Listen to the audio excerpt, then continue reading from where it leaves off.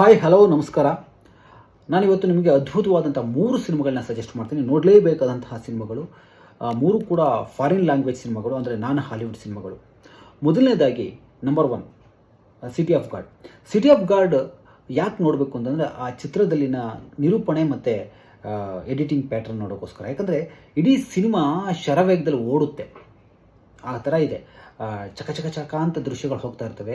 ಇನ್ನೊಂದು ವಿಶೇಷ ಏನಪ್ಪ ಅಂದರೆ ಇಡೀ ಸಿನಿಮಾದಲ್ಲಿ ಒಬ್ಬರೇ ಒಬ್ಬ ಕಲಾವಿದರನ್ನ ಬಿಟ್ಟು ಉಳಿದೆಲ್ಲ ಕಲಾವಿದರು ಕೂಡ ಆ್ಯಮೇಚೂರ್ಸ್.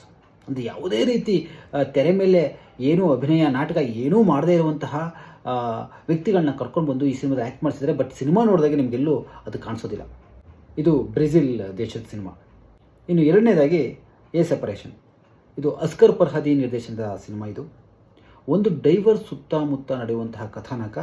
ಇದು ನಾನು ಸಿಟಿ ಆಫ್ ಗಾಡ್ ಏನು ಹೇಳಿದ್ನೋ ಅದರ ವ್ಯತಿರಿಕ್ತ ನಿರೂಪಣೆಯ ಚಿತ್ರ. ಇದು ತಣ್ಣಗೆ ಹರಿಯುವ ನದಿಯಂತೆ ಅಂತ ಹೇಳ್ಬೋದು. ಅಂದರೆ ಕಾವ್ಯಾತ್ಮಕವಾಗಿ ನಿರೂಪಣೆ ಇರುವಂತಹ ಸಿನಿಮಾ. ಇದು ನಿಮಗೆ ನೋಡ್ತಾ ನೋಡ್ತಾ ಕಣ್ಣು ತುಂಬಿ ಬರುತ್ತೆ.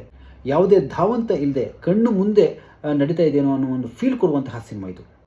ಇನ್ನು ಮೂರನೇದಾಗಿ ಲೈವ್ಸ್ ಆಫ್ ಅದರ್ಸ್. ಆ ಸಿನಿಮಾ ನೋಡಿ ಅಂತ ಹೇಳ್ತೀನಿ. ಇದು ಜರ್ಮನ್ ದೇಶದ ಸಿನಿಮಾ. ಯಾಕೆ ಈ ಸಿನಿಮಾ ನೋಡಬೇಕು ಅಂತಂದರೆ, ನಿಜವೂ ಕೂಡ ಯುದ್ಧ, ಈ ಗೂಢಾಚಾರಿಕೆ, ಬೇಹುಗಾರಿಕೆ ಇವುಗಳ ನಡುವೆ ಒಂದು ಮಾನವೀಯ ಮುಖವನ್ನು ಎತ್ತಿ ತೋರಿಸುವಂತಹ ಸಿನಿಮಾ. ಇದು ಕೂಡ ನಿಮಗೆ ತುಂಬ ಭಾವನಾತ್ಮಕವಾಗಿ ಕಾಡುತ್ತೆ ಈ ಸಿನಿಮಾ. ನಮಸ್ಕಾರ.